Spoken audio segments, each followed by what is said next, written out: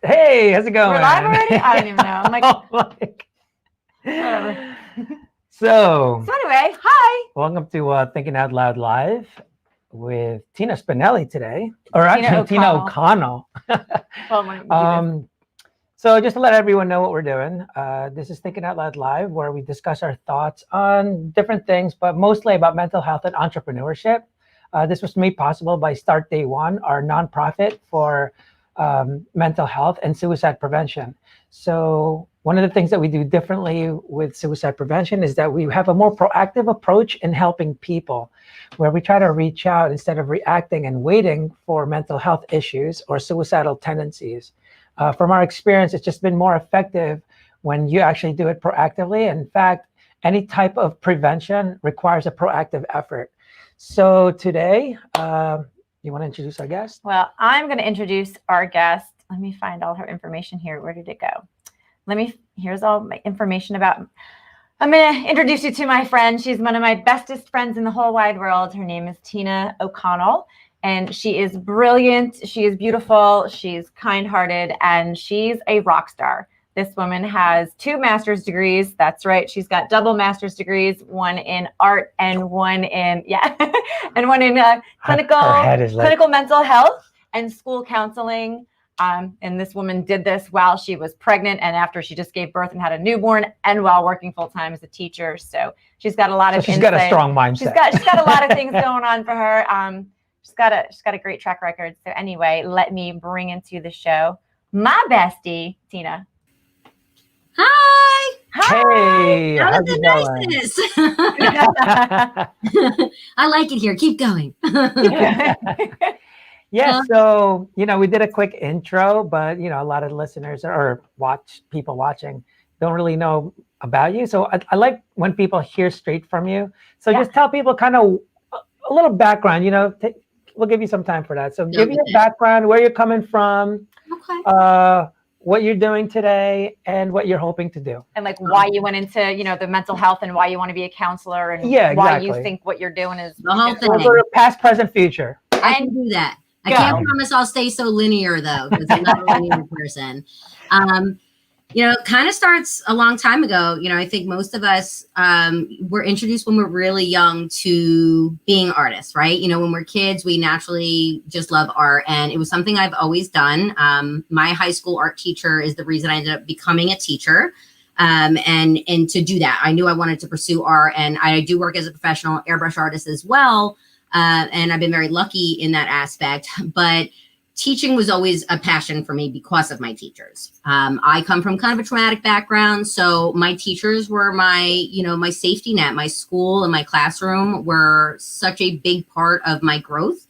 So, always felt very natural. So my bachelor's was in art. It was studio painting and art education from Kean University. Go Ospreys. And, for the next 10 years after that, I actually worked mainly as an airbrusher and a bartender. And bartenders, teachers, and therapists all kind of come along the same thing. I always joke that trying to tell people that are struggling with something, something they need to change in a positive way, that they're not going to hate you the next day, right?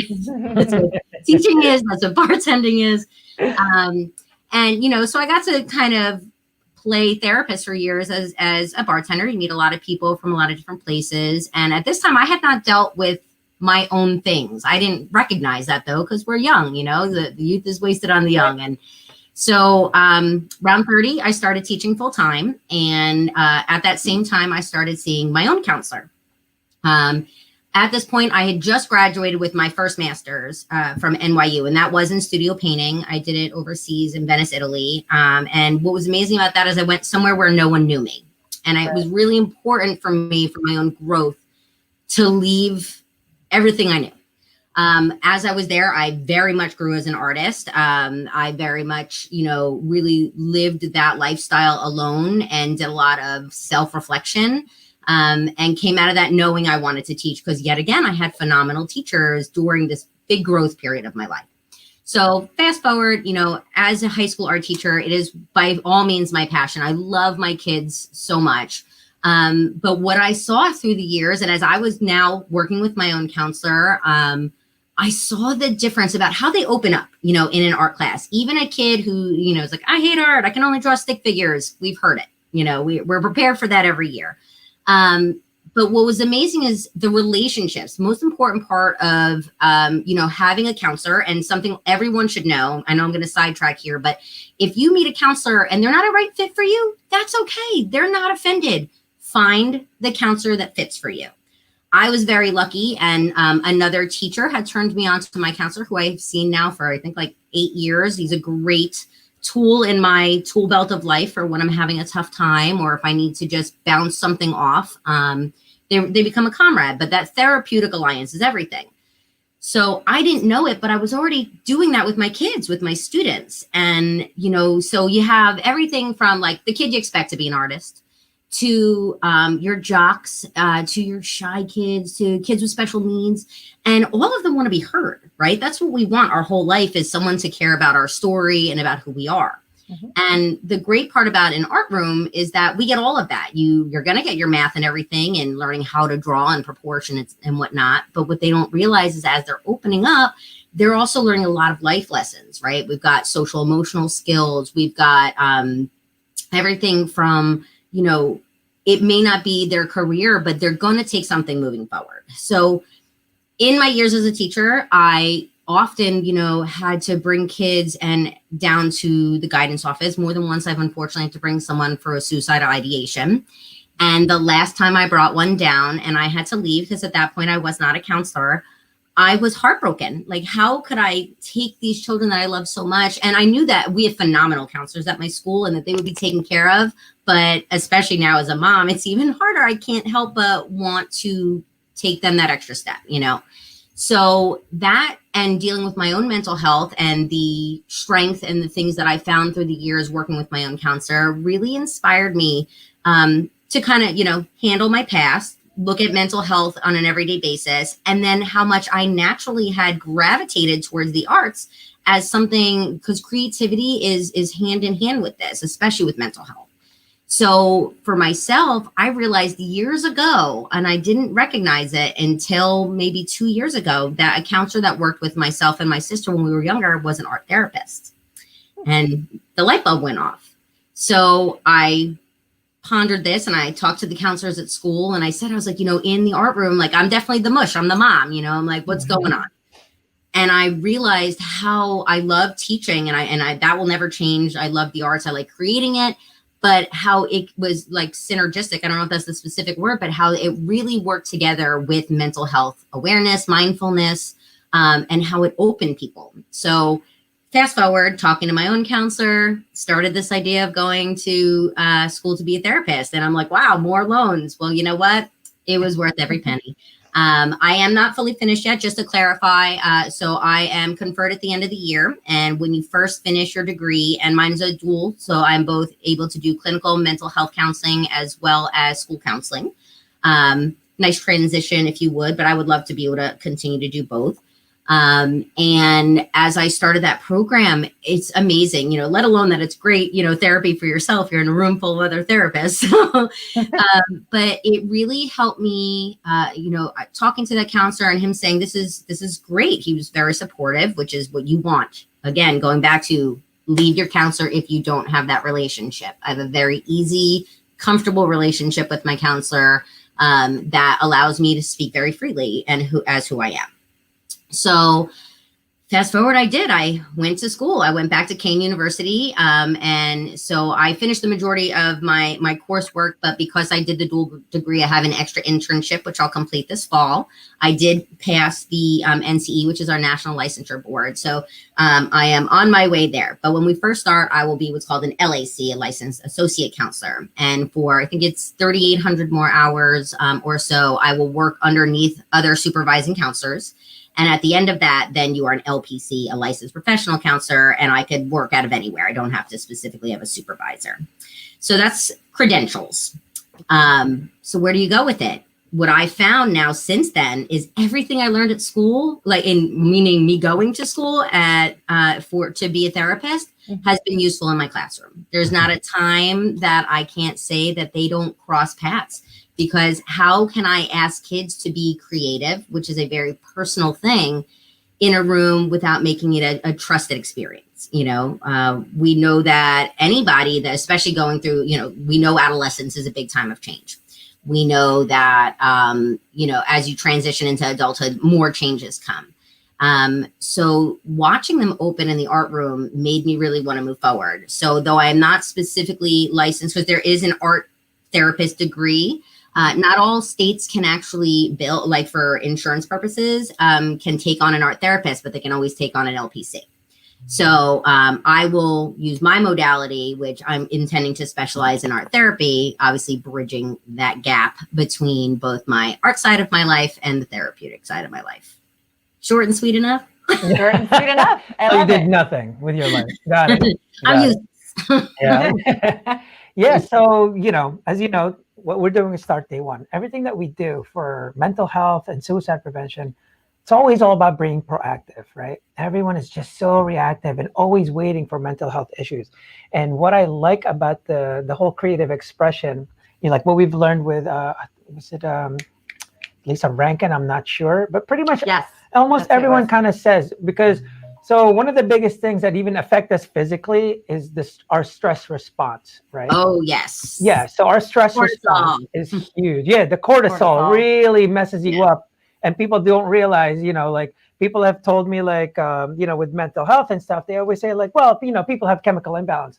Yeah. But the question is that before or after your mindset? You know, because when you think of the worst things ever, and if you think like, oh my God, I can't pay my bills tomorrow, guess what? It thinks like there's a tiger behind you, and your brain goes, tiger, cortisol, boom. And so when does the chemical imbalance happen? It's not before and then you become depressed. It's you're depressed. That's why you get depression. So we and it's always also say that. cyclical if you think about it, because now that you're depressed, you're feeling more stressed, and it can continue. Right. And a lot of things are like that. Same thing with just physical, right? When you're depressed, you eat more. When you eat more, you get more depressed, and then it just keeps on. And you actually raise your cortisol, because that's where all your weight goes to in your stomach. So that's why a lot of people don't realize when doctors are talking to them about losing belly fat, that's actually where your cortisol sits. So you're holding on to stress hormones basically all the time. Right. And with art therapy specifically, and I'll give a very easy to understand example for everyone of what art therapy and how it works, because overall where I specifically want to start an expressive arts therapy nonprofit in the future. Expressive arts covers a whole bunch of modalities. It can be music therapy, it can be art therapy, drama therapy. So what's awesome about any kind of expressive. Anything like that. And then you can even bring in things like play therapy and sand tray. And it's just that what we've learned through years, you know, because everybody thinks about, you know, therapy and they're like, oh, it's got to be Freud, right? You know, you're sitting on a couch and that's what everyone thinks. Dreams, and I'm going to sit behind you and judge you and then say, that's interesting. No,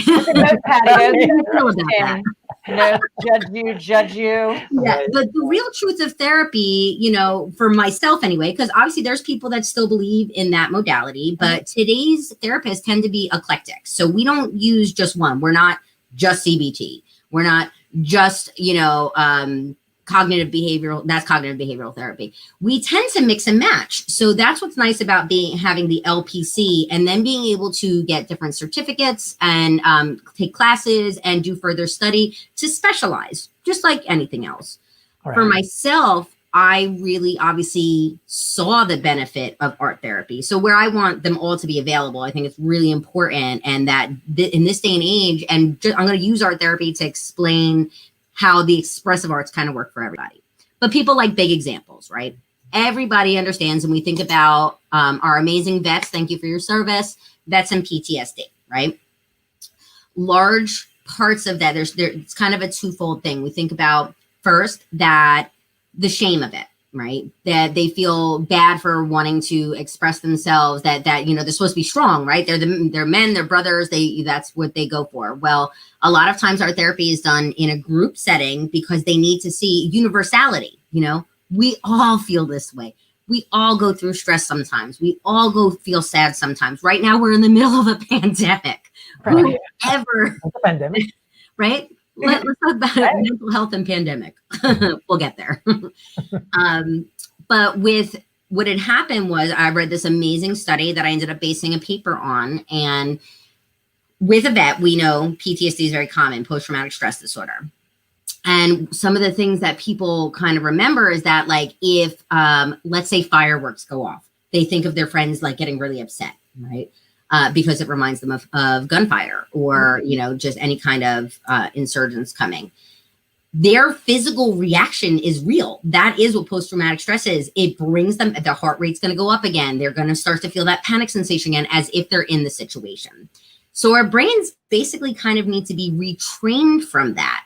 Mm-hmm. And the other part of that is that often you can learn how to deal with it. That's what therapy is. Therapy is about figuring it. We're not there to give you the answer. We're there to help you find the answer and to find the coping mechanisms. And I was going to say, like, for people that are watching, like, therapy, any kind of therapy, it's all internal, because all you're doing as a therapist is really guiding you. Because we are absolutely we're curing it out yourself. of them and guiding them. No, yeah. no, if I just give you the answer, I could just be your mom, you know? Right. You know, so it really had everything. All your problems comes from you. Even the PTSD that you mentioned and any kind of mental health issue, no one is doing that to you. Like, absolutely no one. You have to understand that you have to be accountable. Someone, but, you know, it might have been caused by an external surface. Right. But that's the whole cortisol thing, right? As an animal, right? You're already safe. So the cortisol shouldn't be pumping anymore. But because as humans, we think of the future thinking, and all of a sudden your cortisol is still pumping like crazy. But people have to understand, you have to be more accountable and realize, like, you're the one causing the pain, and that you are also the cure for the pain. So when learning about your own body, and that's a large part of this as well. And where you're hearing in schools more, we're coming up with social, you know, and it's kind of nice. So you'll hear me go back and forth between being a teacher and being a therapist sometimes here, but that need for social emotional awareness. You know, we have generations of men that weren't comfortable to talk about how they were feeling, which in the end, that repression came out in this way. Or women feel, you know, like because it just wasn't normal to talk about it. Or we still have, you know, different cultures still aren't comfortable with that. And we very much learn how to be multicultural counselors, because I have to approach someone in one, you know, culture differently than another. Some don't like eye contact, and some, you know, will not respond to you much because of, you know, out of a respect, or if you're too fast at them. So you have to be mindful of who you're working with and when. But getting people to be present is how they learn to control their bodies, right?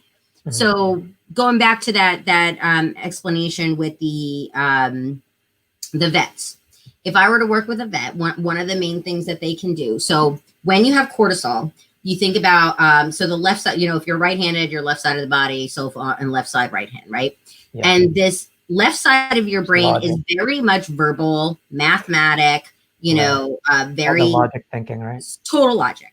Right side is supposed to be creativity and such. Right. Well, one of the things that cortisol does is it actually diminishes your ability to vocalize, because because that's literally what it attacks. It attacks that left side of your brain and takes away that almost speech component. So that's why oftentimes cortisol mostly affects the left brain. I think it can affect, and believe me, I'm not a doctor and I didn't have to but cortisol is known to diminish the workings of the left side of the brain, making it. And I don't remember that I did that paper a little bit ago, so I don't remember the exact. So I don't want to be wrong on that. But so what happens?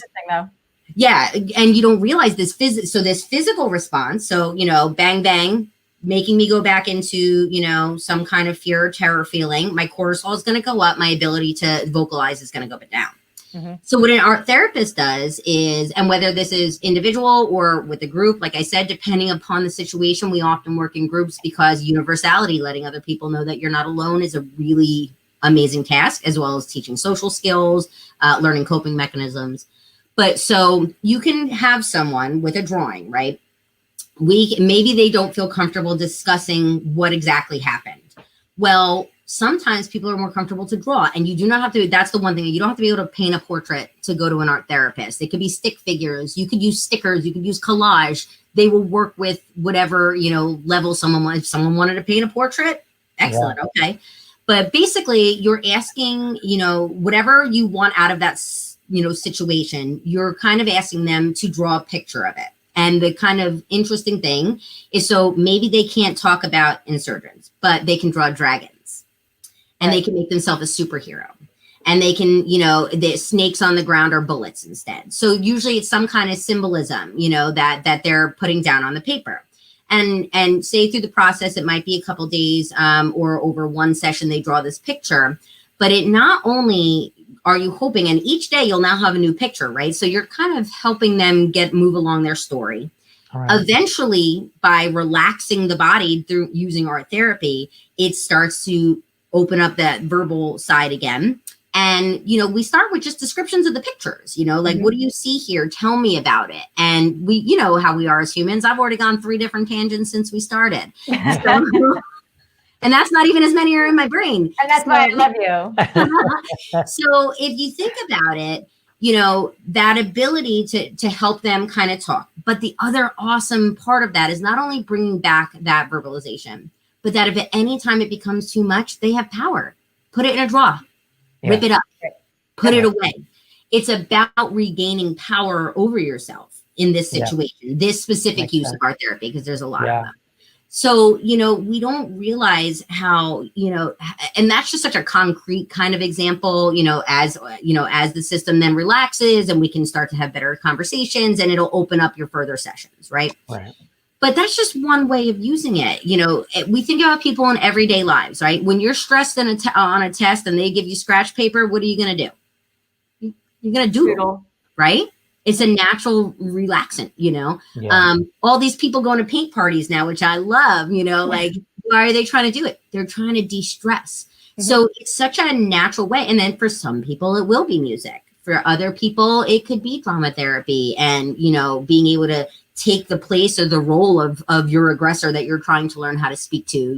There's so many fascinating directions we can use this. And alone just the if you switch back to just art and to art itself, the creation of it is something that is peaceful. It's the only time I ever shut up. Yeah. It's funny. We actually have this one guest that we're going to have soon.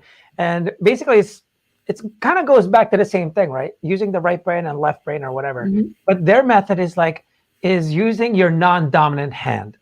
And usually most people are right-handed. So using your left hand actually starts to use your right brain and actually helps and with the whole, I guess, relaxation response and really when just I teach people to do portraits, I have them turn them upside down. Your first portrait, one of the first things you do is actually draw a portrait upside down because you see it as shapes instead of because it's breaking apart that logical side to go with what you see, literally you're seeing versus your idea of it, right?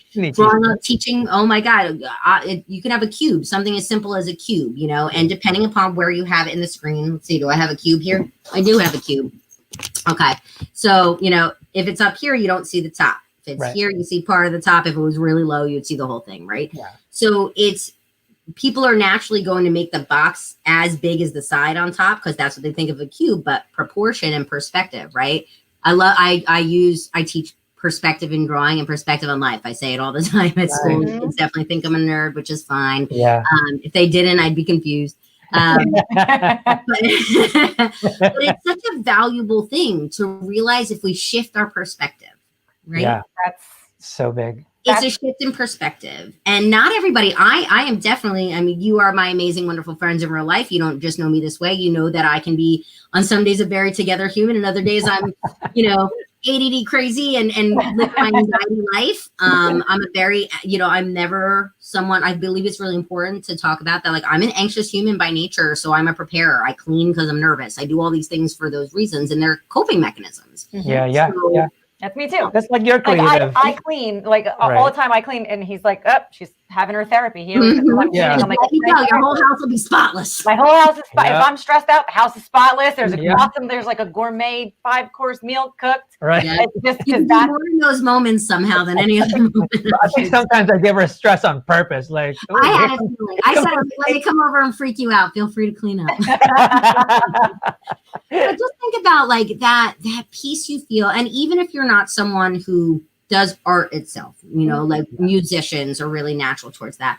But okay, paint. I don't know if anybody's ever like, remember when you were a kid and you didn't care about being messy. The feel of the paint was the best part, right? Their hands are all in it. Their hands are all over you. It's everywhere. When as a painter, I find my calm when I get my paint the exact, it's called viscosity, the flow of paint, where it doesn't dry out on my stroke and make it funny at the end, right? It's finding that comfort level. It's a physical version of a mental feeling, and that's what we're always trying to do. We're trying to find peace and balance in our lives. And it is so important, especially now when we're all going through a traumatic experience. Everyone we know is going through a traumatic experience right now. To find something that gives you peace. For me, art is that. For others, it's music. Exactly. Sculpting, cleaning, almost anything could be an art form depending upon how you attack it, but I just really want people to we're using our phones constantly, right now. I think I'm ready to bed. Let me check it one more time. And I realized my stress levels, and they call it doom scrolling. I think I read the other day was the term doom scrolling, because you're just trying to make sure you didn't miss the last thing, right? So you keep going, you keep going, you keep going. Well, now we all know as you're trying to go to sleep and the lights are going at you like this, you've totally enacted your brain. There's no sleep coming. Yeah. So what should we be doing at the end of our days to relax? Doing the things that we're passionate about. Creativity of all is one of the best. And even reading a book, you're taking on someone else's creativity, right? And it's helping you become a part of the story and remind you, we forget as adults. One of my favorite things as a teacher, first day, I asked them to draw an elephant. You tell a kindergartner to draw an elephant, they're like, yes, got this, elephant, right? You tell a teenager or an adult, they're going to agonize over it. They're going to, it doesn't really look like it. Who's going to see it on Facebook? Who's going to Instagram? Sorry, the kids that I like the Instagram. I'm trying, I'm learning. I still have MySpace. No, I'm just kidding. I don't have MySpace. But I saw you post yesterday. You on MySpace. I was like, how did you see it? But so what I love about it, so my favorite thing is then I go up to the board and I'm like, you've all been so in your head, you forgot how to enjoy creativity and use it as a tool in your toolbox. I go up, I'll use an oval for the head. I'll use a figure 8 to make the ears, an S for the nose. Then I'll show them how to quick make it. I'm like, does it look like an elephant? And they're like, yeah. And I'm like, did I look stressed? No. You're not supposed to stress that side. But it is a muscle we have to practice with. It will atrophy like anything else. Right. Creativity atrophies. Who knew? Definitely. And whatever you can do in this day and age with all of this stuff going on to bring yourself peace, most of us naturally have gone to that. Gardening, landscapes, fixing their houses. It's all, it seems like it on the surface, it's very, just a veil. Right. But the thing is for a lot of us, these are things that have been bothering us. And now when we make our surroundings peaceful, we feel more peaceful. When we finish more things and then get to create more, because now that your space is clear, that's why people find it confusing, because I'm an OCD cleaner, but I'm a painter. Only time I can throw things everywhere. I got paint everywhere. It's in my hair. You didn't paint or anything. We'd have a crazy ass bitch, right? They still think that, which is fine. I'm passionate. I like to say I terrify with enthusiasm. Nice. I love that. I said that at my first teaching interview. They're like, what? I was like, they're like, give you a negative. I'm like, well, it's kind of a both. I terrify with enthusiasm. I believe passion for life. Right. They're like, shouldn't have hired that one. Right. No, that was the patient. But that it's just been crazy, a crazy ride to not only see it in my own life and the growth that when I accepted myself as an artist, you won't hear me often call myself an artist. You'll hear me say I'm an airbrusher, and not that they're not an artist, and I do all kinds of things. Like I said, crafting, people are crafting now. Think Pinterest is the best. The fails are even better. That's teaching people how to deal with, failure. Yeah. It's okay. Yeah. It's how you handle it, right? Yeah. As long as it's not like, it's such an integral, small little part, but we're forgetting that. And we need instant gratification. Scroll. Right. We need validation, which you really don't. Your validation should be from your people. From yourself, From within. from within. I was super like thoughtful about this before we got on, and I was like, oh, super nervous. And I was like, wait a minute, I'm talking to two of my favorite human beings for one about something I'm passionate about. Yeah. And again, another life lesson, teacher to therapist. If you don't, teacher and therapist goes across. Yeah. If you don't know, do the research, right? Yeah. I first thought I have it. What if I don't know how to do, chiaroscuro to teach in my drawing class? Okay, I'm going to research it. Thank you for the internet. So much easier than, could you imagine having to go Dewey Decimal System for everything we looked up today? No. At least we know what that is. I know. Yeah. And we know how to use it if we had to. Everyone would be so dumb because of COVID. We're like, I don't have. I miss the smell I of don't know how to.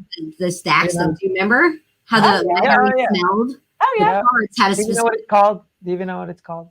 The smell. No. Oh no, I'm talking about that. Oh, what, the Dewey Decimal System? Yeah. The card index. The Yeah. I'll get it later. Is there a name for? There is a name for it. Yeah, there's a It's name in for the It's something. an index. Card catalog. Card catalog. Ah! Ding ding ding ding ding. I Good job. today. So people that are watching, so the whole idea, right? Every time when we talk about start day one and stuff, we're trying to hopefully change your perspective, because the only reason we're trying to change your perspective, because it helps you you have your own sense of purpose. But if your perspective is not in line with it, you'll never make that decision. And so everything that Teena's talking about with art and expressing yourself and all that stuff, this is all going to be useless and meaningless unless you actually make a decision.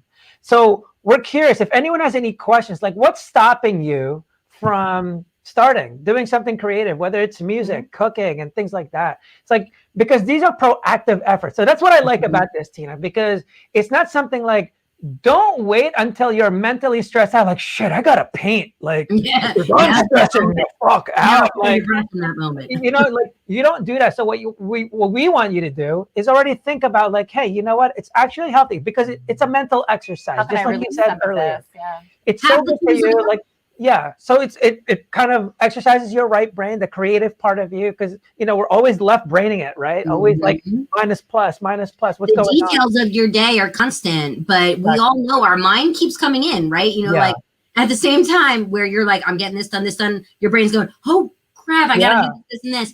And we forget to, and so that brings me back to mindfulness, which is a really, really important thing that I'm struggling with right now, very much so, right? So we have all these people who their time is off. I have no clue which day of the week it is right now. And then I'm in a panic when it comes up. And if I remembered to be present, if I could quiet the chatter, I would be more present, right? We forget to just, one of the things that sidetracks me now and will stop me when I need it, and I'm very grateful, is my son's laugh. You guys know Sean, that giggle is I love him. life. And he is the first person, and my husband's amazing. Brian, he's super calm. I'm definitely the storm. He's the calm. That poor man. And Brian's very good at bringing me into reality, but you're mad because it's an adult, right? Like, don't tell me I need to calm down right now. Right. But he's trying to ground me. And grounding is another thing we talk about. Grounding are different things, like find 5 red things in the room. Oh, okay. Take your shoes off and feel the ground. What does it feel like? Trying to get you into your body so that you can actually have a good response, so that you can have a healthy time trying to use your coping mechanisms instead of just an initial response. Because we all know, like, if you go off of that initial response, what you find out when you get all the information later might be totally different. So I find that becoming mindful, lowering that stress in your body, lowering our external activity, to remember to breathe. That could be just simple. You don't have to even need it. It could be calm your body down. Calm you down. Art is just a way, and doodling is a way that we do it, and we don't think about it and think it's like, oh, that that hippie thing that we're all talking about. Like, people appreciate art and the creation of it, and even if they're, I had the best professor. She was 83 years old when I first moved to Italy for school, and I originally went back to doing oil portraits, which I was good at, but I didn't enjoy. And I had started airbrushing in between, which was real fast, right? So my personality had kind of shifted with this dynamic of my media. My media changed and I was changing with it. So now I was overseas and I only had my oil stuff with me, and I was trying to find, what did I want to say? You know, like that's always a challenging thing as a person, let alone an artist, you know, and that's why I'm so thankful for things that are crafty, that help you just kind of get back into your artist mentality and find more inspiration and maybe make a piece that matters more for you. But this woman came in, and Angela Churchill, she was a dynamo. She's still alive today. She was basically, you know, already had so much trouble seeing them, but for 36 years, she had this program in Venice. And, you know, she sat with me and she says, "What's going on?" And I said, "I didn't realize I had changed so much in a short period of time, not only in my own personal work, but my own personal life view. I'm now living in Europe. Yeah. Everything's slowed down. On my lunch break, I can't go do the 30 million things I need to do. And then after school, you know, so it forced me to calm this down. Relax. Yeah. You know, and right. I remember my mother being very almost confused by me when she came home because I was so kind of calm. And I looked at it, and she said, and Angela said to me, she's like, well, she had an assistant, and she looks at me, she's like, "Daniel, I once did an entire year of bad work. We should find it. We should look at it." And she said, "Just make work. That's it. That's the answer. Isn't obsessing. You weren't here to make one specific thing. Our life goals are not like, yes, we go along kind of a linear path, but we all notice they spike off, right? Yeah. And we give ourselves more stress trying to acclimate to that. If I had to acclimate to all the hats that I wear in one moment, that's probably why I am such a thank God for planners. Well, you know, with that, when you're talking about that, getting derailed and stuff, and that's so what easy. You know, everyone that's watching, that's what makes purpose so important, because that's what kind of keeps you on the same. You have somewhere to come back to. Yeah, you always, because if you lose your sense of purpose, you know, then when you don't have that purpose and, you know, set, and that's something you have to actually what's the word? Like practice. It's something proactive. It's intentional. That's the word. Mm-hmm. Purpose is something intentional. It doesn't just go like, "Oh, I wonder what my purpose is in life." It doesn't come to you like that. It actually has to be intentional, but it's really based on your experiences and stuff like that. You don't just grow with it. Up with it. Exactly. You have to grow with it. If you decide, okay, at the end I wanted this. Right. I had no clue when I started my program. I thought I specifically wanted to be a guidance counselor. Fell in love with the clinical mental health side of it, and knew that, like, being lucky enough to kind of be in school while also working another career that is kind of interchangeable was really valuable, because I got to see that we have to be able to be malleable. Yeah. Oh, that's exactly where I was actually going to go. But your purpose was still that end result. Right. You're going to come, your goal can shift. You know, we're always, so everyone that's watching, like, you know, people that have gone through trauma and things like that, what their issue is, they don't understand that they're evolving. Trauma makes the change, accelerates it. It's very common. Yeah. So, you know, we're always changing, whether without trauma or with or without trauma, but trauma accelerates the change. But no matter what, you 5 years ago is not the same. And you 5 years from now, hopefully will not be the same. It's the one that tried to be the same, because before the trauma, they're like, "I like that person and I want to keep that person." They hold on. You actually tend to stay at the age of your trauma. So that's funny. Wow. So that's even why a lot of people are really imitating. Think about women that go through domestic abuse, little brother, especially young. That's kind of like my little brother. Think about domestic abuse. When they suffer it so young, they get kind of stuck, because you go through these, you know, there's stages of life, psychosocial, all these different, you know, stages of life that you have to go through. Right. If you at 17 started being abused, you know, or 7, wherever at your life that trauma or again, vets overseas, wherever that traumatic event happened, you tend to get stuck in your growth. And you have to handle those things. Like I said, I did not start seeing my counselor, who has been a godsend in my life, until I was 31. And I went thinking I was going about something totally else, and realizing I had so much stuff from my youth that I needed to process. Yeah. And that then once I liken it to coughing out the ash.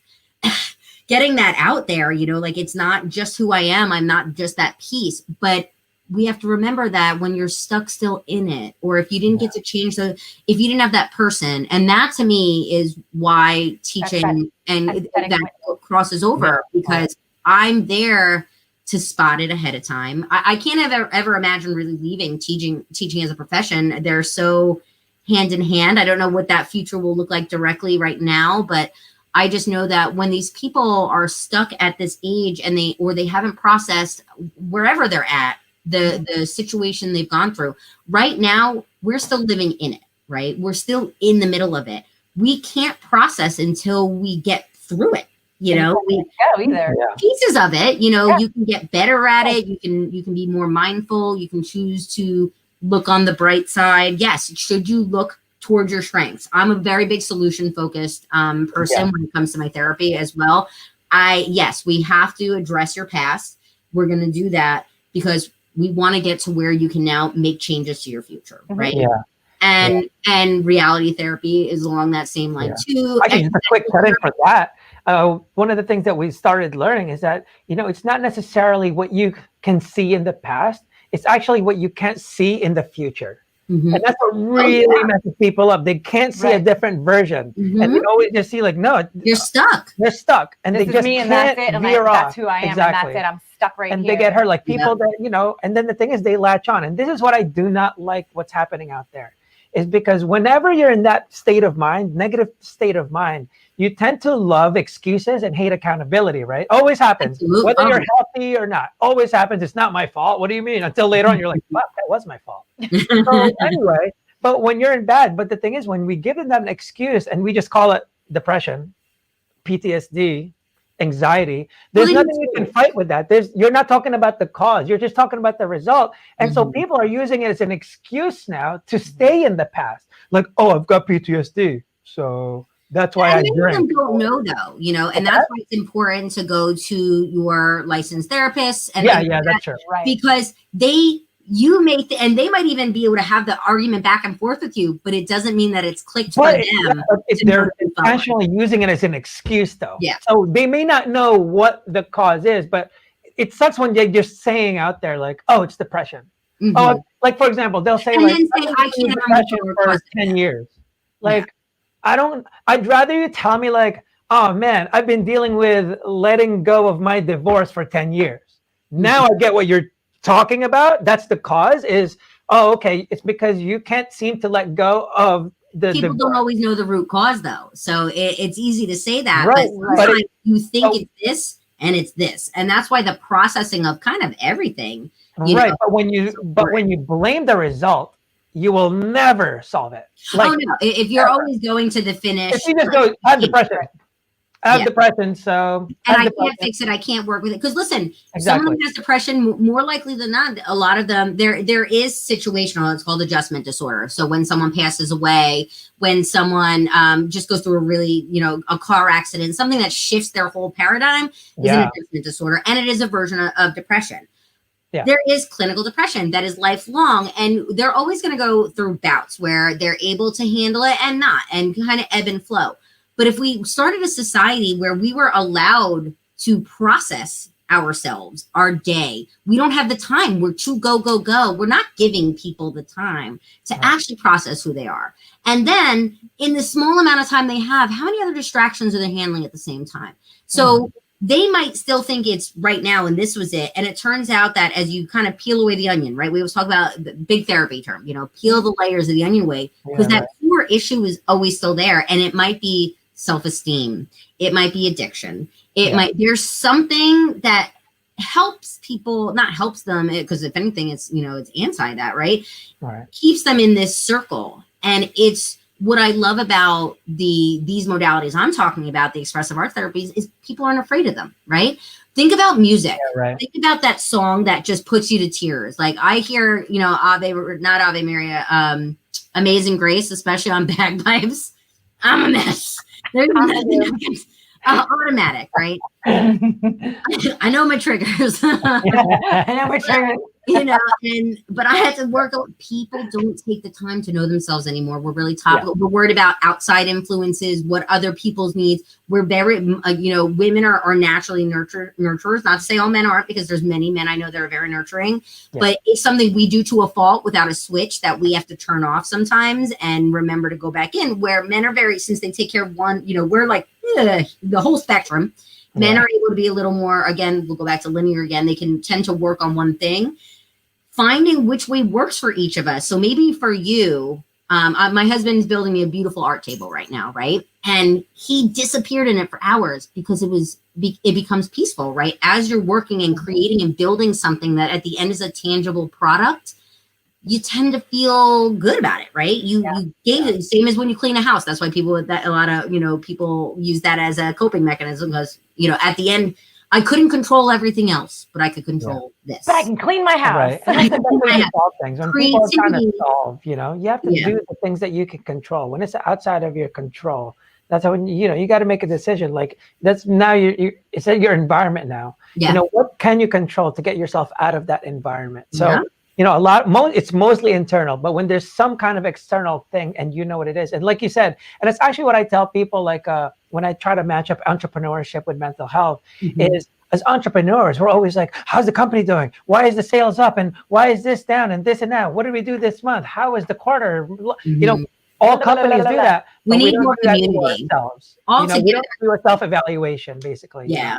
That personal, our own personal responsibility, our own personal efficacy, what are we doing to make it better? Yep. And that's to the world, like one thing we're seeing right now. And part of the reason why I only came back onto Facebook today for you guys. So that's love and connecting stuff with you and stuff. Here, guys. Because I can't stomach the lack of community anymore. It's okay for us to be different opinions and things like that. But we're in a pandemic, and the only thing that can help us right now is how we come together. Right? Is how we collectively take charge to bring health back to our world, both physically, mentally, emotionally. Yeah. And since we are unfortunately at the mercy of many beyond us, what we can control is ourselves. Right. And art is a way in that people aren't uncomfortable with. Music. The things, whether it's just running. I had started running and putting on, I love 9 Inch Nails. I would go running to 9 Inch Nails. I already know it. All my alternative Nirvana, because that needing to get that tenseness out. I think right now, whatever we do, whether people use exercise, drawing and painting, music, talking to other people, writing stories. We have to focus on trying to bring ourselves to a calm and healthy place so that we can handle the reality of what's going on, which is that people that are watching. So a lot of times when we talk about that, so when you do it proactively, it's good because it kind of battles the the stress response. So you don't want to wait, right? But ultimately, it's actually still a reactive move. So you have to do this proactive. Like you're doing this to proactively go, you know what? I want to have a better state of mind. Like with the things that's going on today, and you'll realize this, how you got sick of Facebook and this and that and what people, you'll realize because everyone is just talking about the result. No one is discussing any cause. No one. Everyone's just talking about result. And that's what happens to people in their own mind. Why they're in such, a crazy place is because all they keep talking about is the result. Oh, this is what happened. This is what happened. This is what happened. And then depression. What led there. But it's like, let's start talking about the solution because you have to remedy the cause, not the result. I'm very big. Solution focus to me is huge. I know for myself when I decided to say, you know what, that problem where it may stem from here, I am dealing with my reaction to it. And I did. I had a year where I was not my favorite person. Yeah. And it was the first year I was with my husband who luckily dealt with that. It's just because I had a lot of trauma that I needed to process. And unfortunately, I've had a few months of that. Not a year, but I had a month of that. I did. You even know it and you can't get out of it. And it's because that rock bottom exists for a reason, right? They didn't say endless pit. The pit doesn't continue. There is a bottom, But people, you don't have to. You don't hit rock have bottom. to, but you don't know Just it at putting it that out there, moment. because a lot of people think like, oh, because I hate rock bottom. Kind of like when people say like, I just had enough. Because we've learned enough is not an amount; it's a decision. Because it was enough I 5 years ago. That I like a lot. Like, you know what I mean? Because people always say that, like, oh, I've had enough. With that relationship, took you 10 years, huh? It was enough like 10 years ago when you complained to me about the same exact thing, But it's all about people making the choice to do the act. I got myself into therapy. I started it, and it wasn't a day. That's the other thing is people think, oh, I'm going to go once I'm going to feel better. I'm going to let you know ahead of time. That's not how it works. First, you have to build your therapeutic alliance with your counselor, right? Once that builds, that's how you're giving your history. They're learning about you. They're learning about what it is that has brought you to where you are right now. We're going to ask, what brings you here? Why do you feel you're here? And we're going to help guide you in that direction. I know that it was when I chose to not hear the voices, both in my own head and those who had opinions. Someone once said, one of these people who obviously I'm going to leave out their name, but said to me at one point, like, I don't think you want to be a teacher. Oh. And I got a job like 3 days later. I'm like, oh yeah.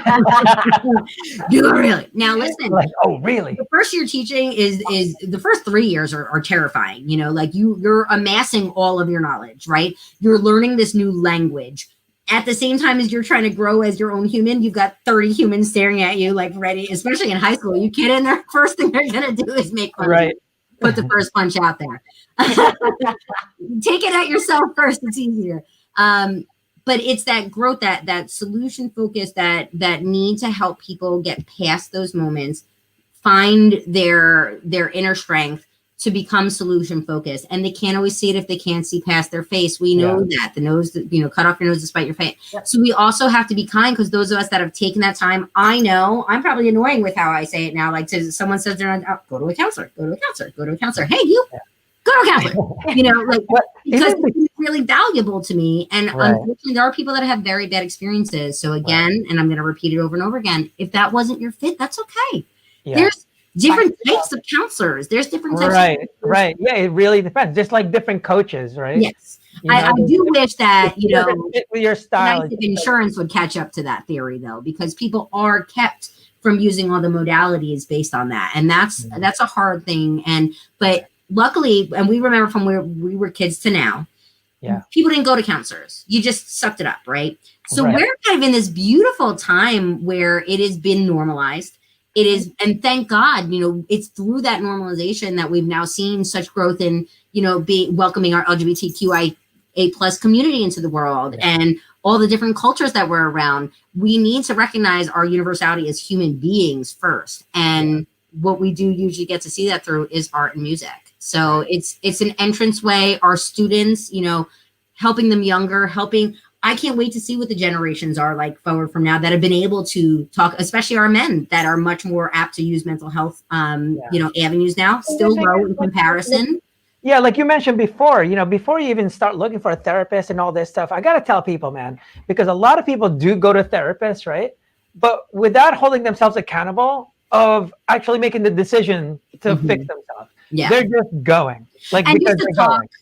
It's funny, and it's like they're just going to talk to get it done. And like, well, I went to therapy and that didn't work. I know people who go to therapy and they're not learning. They go to therapy all the time, once a week, twice a week, couple therapy, alone therapy, whatever. They go to therapy all the time, and nothing's changed. They don't have the intention and to. I've seen it from the outside looking in on several different people, and it's like I've watched this. And we call it doing the work. We're just going, I think, just to go. Yeah. They knew that. You said we went, well, I went and it didn't fix anything. So it's like, well, I've been going and it's not helping, so it's not my fault. It's the therapist's fault. Exactly. Or whatever, but I can't say my therapist will be like, okay, so here's a great example of that. And I'm still mad at him if he's watching. Yeah.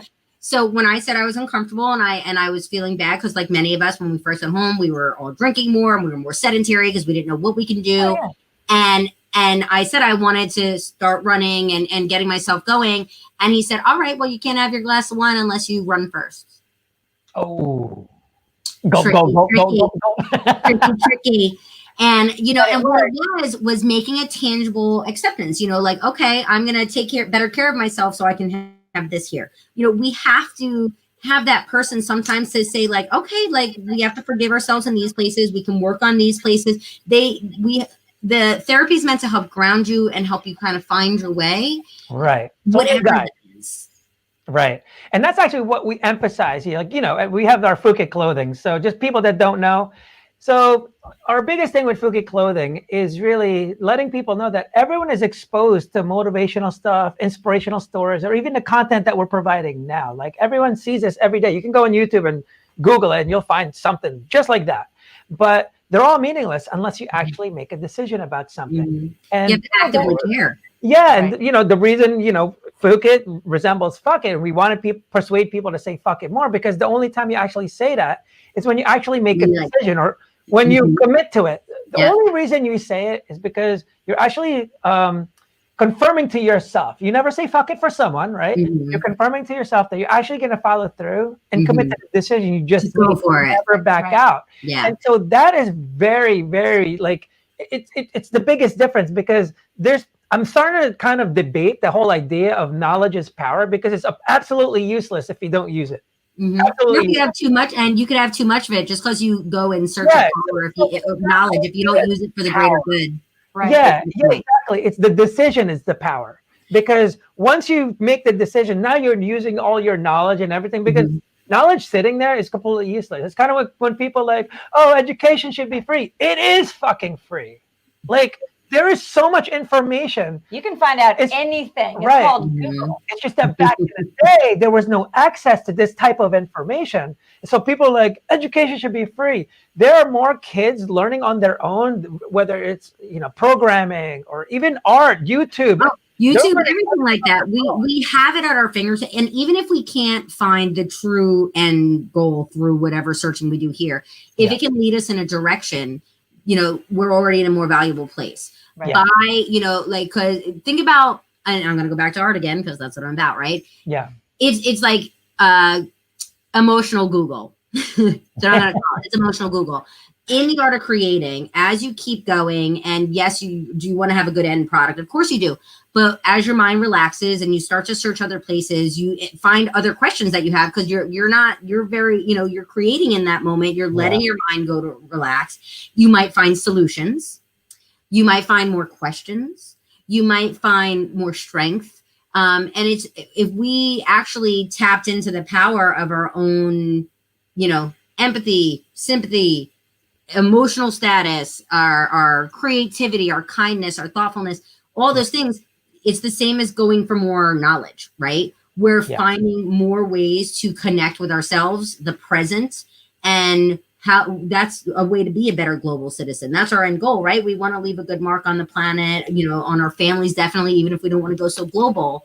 But until we are willing to have those hard conversations with ourselves and grow, and then what better, to me, that end result is what we pass down on to our other generations, whether it's teachers, parents, friends. Yeah, so we have like 2 minutes left, but I really want to leave it where people can actually make a decision to do something with art, right? Because this is what you do. What's something that you can kind of guide people, how they can kind of start with creative expression? Like, what do you suggest? Just so coloring books, man. Adult coloring books are the best. It's just like an easy way for someone that like isn't willing to really delve in. That's they're unsure. They're not sure what to do. Like, what does she mean? Online, like you said, YouTube, we use it all the time. There are those, you know how I teach those paint and sip classes, right? Where step by step you show someone how to paint. There's them for everything, for drawing, stuff like that. So if you want to learn something very specific in that way, right? But otherwise, go to the dollar store, Five Below, Michael's. They have all these kits, art kits, things to learn how to knit, things to learn how to bead, things to learn how to make jewelry. Whatever you're interested in. Pinterest is a great thing. Also, baking, architectural design, gardening, landscape architecture. You can do all these things in your own home. People are doing it all the time. This is what's funny to me when people discredit artists. Literally everything in your life, the clothing you're wearing, the seat you're sitting in, the desk that you're sitting at, the computer you're working on have been designed at one point by an artist, right? So whatever you want to create is fine. You're an artist for that. You know, go back to your music, go shave off one side of your hair. Dye your hair, do your makeup. My girl Ashley, who I teach with and is a phenomenal artist, will do these amazing TikTok videos with her makeup that like in a heartbeat I could never do. Just create whatever feels good to you. Just create. Just create and you know, like just even if it's write a story. Right. That's actually why journaling is so poetry, good. cooking, like everything that we do can be considered artisan these days, right? It's cool to be artisan nowadays. Making beer. Make a beer. Like you said, make beer, do something. Beer. Right. Whatever your like that's usually the easiest way into me. And I do this with my students, right? And I know you have to close up, but so when I first get them in class, their first project is to create a portfolio where I get to learn about them. Yeah. And at first they're all sitting there like, I don't know how to draw. And I'm like, for one, everybody give me a random word and I'll do a drawing with whatever. And it could be like Tyrannosaurus, baby, fireball, magnifying glass, ant, you know. So I'll go to them and I'm like, all right, what are you about, man? What's your thing? Is it music? Is it sports? Is it food? Is it fashion? Someone always has something they're passionate about. Something, Take it and run with it. Take it and run with it. Whatever you can do with it.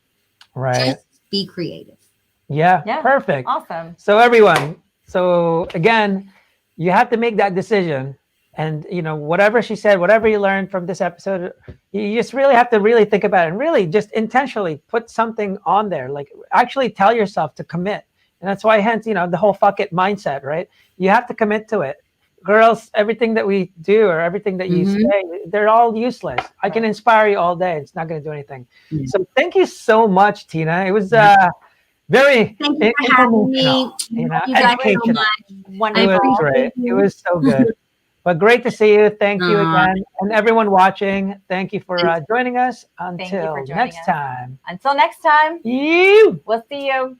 Thank you. I love you. Bye. Love you. Bye.